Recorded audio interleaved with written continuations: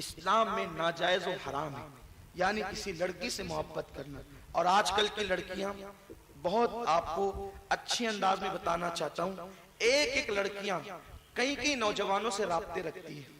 ان کا مقصد صرف یہ ہے کہ یہ مالدار ہوگا یا یہ ہوگا یا یہ ہوگا. بڑے عجیب حالات ہیں.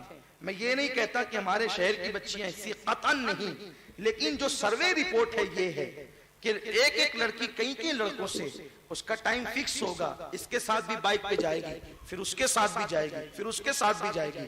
آپ مجھے بتائیں، محبت میرے عزیز اتنی باغیرت ہوتی ہے، اتنی باغیرت ہوتی ہے کہ محبت کبھی دوئی گوارا نہیں کرتی. وہاں تو دوئی کا تصور نہیں ہوتا، باطل دوئی پسند ہے، حق لا شریک ہے. جہاں پر محبت ہوتی ہے وہاں شرکت نہیں ہوتی، وہاں شرکت نہیں ہوتی. اور پھر ہمارا حال یہ ہوتا ہے کہ شادی سے پہلے اب گفتگو ہو رہی ہے، باتیں ہو رہی ہے، ادھر سے بہلاوا، ادھر سے باتیں، پھر ایک وقت تو سننے میں آتا ہے اس کا رشتہ تو کہیں اور طے ہو گیا. ایسے بھی نوجوان لڑکے دیکھیں میرے پاس آتے ہیں کہ میں وہاں چاہتا تھا آپ کوئی تعویذ دے دے تاکہ میرا رشتہ وہاں جائے. میں کہتا ہوں میرے عزیز، میں اللہ سے دعا کر سکتا ہوں کہ اللہ اگر تیرے حق میں بہتر ہے تو وہاں کر دے. دیکھو یہ جوڑے قدرت کی طرف سے ہوتے ہیں، یہ تقدیر کی طرف، تقدیر میں ہوتے ہیں. اپنی طرف سے اس کے اندر معاملات مت کرو، حد سے باہر مت نکلو، اللہ کی حدوں کو نہ پھلانگو، ورنہ ایک دن نتیجہ بڑا خطرناک اور دردناک ہوگا. اب ادھر سے تو سچی محبت تھی لیکن ادھر سے دھوکہ تھا، زیور کی لالچ تھی، پیسوں کی لالچ تھی، نوچنا اور لوٹنا مقصد تھا. تو پھر کیا ہوا؟ ادھر سے تو وہ ہاتھ سے گئی، ادھر آپ کی زندگی اجیرن بن گئی. اور وہ نوجوان پھر اللہ اکبر شادی نہیں کرتے. ایک بندے کو میں ایسا جانتا ہوں میرے محلے کا، ابھی وہ میرے محلے سے چلا گیا، کہ ابھی تک تو شادی اس نے نہیں کی. اس کی عمر کیسے بھی 50-55 سال ہو گئی ہوگی. کیوں؟ ایک لڑکی سے محبت کی، اس کے بعد وہ لڑکی کا رشتہ کہیں اور ہو گیا. اس نے کہا اب میں شادی نہیں کروں گا. آج تک وہ کما رہا ہے. یہ کیا ہے؟ جس چیز سے اللہ اس کے رسول نے منع کیا اس سے ہمیں رک جانا چاہیے. ہم اپنی طبیعت پر کیوں عمل کرتے ہیں؟ اور ایک بات یاد رکھیں، جو شادی میں لا میرج ہوتا ہے اس میں بعد میں شکوک و شبہات ہوتے ہیں. شادی سے پہلے جو باتیں ہوئی نا، اب بعد میں آدمی لا میرج کے بعد سوچتا ہے کہ یہ میرے ساتھ ایسا کرتی تھی، کسی اور کے ساتھ بھی کرتے ہوگی، شک ہوتے ہیں، زندگی ٹوٹ جاتی ہے.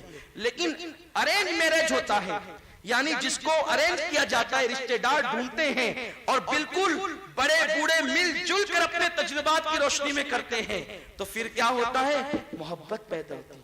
اور حضور مفکر اسلام فرماتے ہیں نا کہ شادی سے پہلے کی محبت شادی کے بعد ختم ہو جاتی ہے، اور شادی کے بعد جب محبت پیدا ہوتی ہے تو وہ من جانب اللہ ہوتی ہے، اللہ کی طرف سے ہوتی ہے، اور وہ زندگی کی آخری سانس تک رہتی ہے. آپ نے نہیں دیکھا؟ اب سنیے، جب شادی کے بعد محبت اللہ پیدا کرتا ہے تو پھر بیوی کے رخسار کے تل پر سمرقند اور بخارا جیسے شہر آباد ہوتے ہیں. اور اتنا ہی نہیں، بیوی کے رخسار پر جو تل ہے شہر آباد ہوتے ہیں. اور بیوی زندہ ہو تو شہر آباد ہوتے ہیں، اور بیوی مر جائے تو تاج محل جیسی عمارت تعمیر ہوتی ہے. یہ اس محبت کا نتیجہ ہے جو شادی کے بعد اللہ پیدا کرتا ہے. تو اگر شوہر بیوی کا وفادار ہو جائے تو بیوی کی محبت میں شہر سمرقند اور بخارا رہتے ہیں، اور مر جائے تو تاج محل جیسی عمارت آتی ہے. شوہر وفادار ہو تو سمرقند جیسا شہر ملے اور تاج محل جیسی عمارت ملے. اور اگر نکاح کے بعد بیوی وفادار ہو جائے شوہر کی تو مکہ جیسا شہر بستا ہے اور کعبے جیسی عمارت ملتی ہے.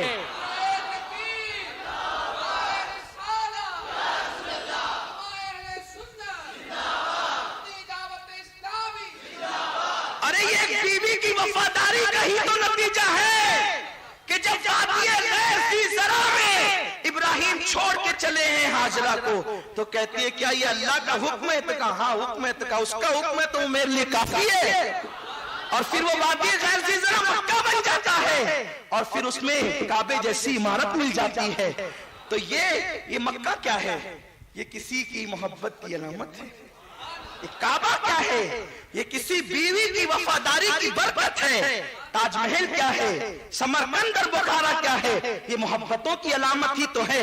इन गंदी मोहब्बतों से रिश्ता तोड़ो। और मेरे अजीज, मेरे भाई, ये तो बता, कुत्तों की तरह दर दर वो भटकता है जिसके पास दर नहीं होता। बिल्ली की तरह छिछड़ों में नियत उसकी होती है जिसके पास कोई जायज खाना नहीं होता। तू मुसलमान होकर कभी इसको देखा, कभी उसको देखा, क्यों? फरिश्ते कल तेरी कब्र में गूजा लेकर के पूछेंगे, क्या अल्लाह ने तुझे महबूब न दिया था? क्या खुदा ने तुझे महबूब न दिया था जो तू दर दर भटकता था? बाइक लेकर अरे महबूब ढूंढता वो है जिसे महबूब मिला ना हो। तेरे पैदा होने से पहले अल्लाह ने तुझे अपना महबूब दे दिया। ले ले ले महबूब की मुतलाशी ले। महबूब लोग छुपाते हैं, लेकिन तेरा अल्लाह अपना महबूब तुझे देता है। और उस महबूब की शान क्या? वो कभी बेवफाई नहीं करता, वो कभी गद्दारी नहीं करता। वो कैसा गमगुसार है कि अरे तेरी मुसीबतें 1450 साल बाद आने वाली थी, उसने 14.5 सदियां पहले मुसल्ले पे खड़े होकर तेरे लिए दुआएं की है। आज भी वो दुआ कर रहे हैं। इसलिए अगर दिल देना है तो मुस्तफा जाने रहमत को दो। खुदा की कसम, वहां खुदकुशी नहीं होगी, वहां खुदकुशी का तसव्वुर नहीं होगा, वहां बेवफाई नहीं होगी। बल्कि बताऊं, इश्क करके देखना, यहां तुमने लड़कियों की मोहब्बत में आंसू बहाए हैं, कभी रुमाल भी नहीं मिला होगा, लेकिन उनके इश्क में जिस रात रोओगे उनकी आस्तीन तुम्हारा आंसू पोंछेगी। हाँ, ये मैं अपनी तरफ से नहीं कह रहा हूं, वरना सच्चे दिल से कभी रो के देखना, उन्हें दिल दे के देखो। हाँ, वो अब्दुल कादिर जिलानी गौसुल आजम बन गए उनको दिल देकर, वो मोइनुद्दीन गरीब नवाज बन गए उनको दिल देकर, वो मखदूम अशरफ ताजदारे सिमना कहलाए उनको दिल देकर। हाँ, वो वारिसे देवा औलिया के जो है वो अपने जमाने के मुक्तदा कहलाए उनको दिल देकर। हाँ, वो अहमद रजा इमाम इश्क व मोहब्बत कहलाए उनको दिल देकर। आइए हम उसी हबीब को दिल दे।